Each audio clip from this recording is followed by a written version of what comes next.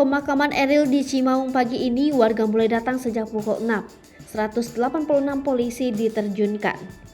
Kondisi terkini Cimaung, Kabupaten Bandung, tempat di mana Emeril Khan Mumtaz dimakamkan Senin 13 Juni 2022. Diketahui, Eril sapaan Emeril dimakamkan di pemakaman keluarga di Cimaung usai jenazah tiba pada Minggu 12 Juni 2022. Pantauan Tribun Jabar sejak pukul 6 waktu Indonesia Barat, warga sudah mulai berdatangan ke area lokasi pemakaman. Mereka saat ini tak diperbolehkan masuk.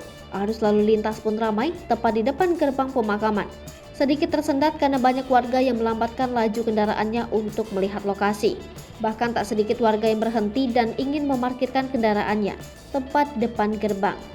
Namun, petugas mengarahkannya ke tempat parkir yang disediakan, yakni di lapangan bola Cimaung. Sebanyak 186 personil diturunkan untuk melakukan pengamanan di sepanjang jalan menuju lokasi pemakaman. Menurut Kapolresta Bandung, Kombes Pol Kusworo Wibowo, personil yang diturunkan merupakan gabungan dari Polri, TNI, Satpol PP, dan Dishub. Kusworo mengatakan, pertama personil di rute yang akan dilewati ditempatkan di setiap titik perempatan dan pertigaan saat dalam perjalanan jenazah.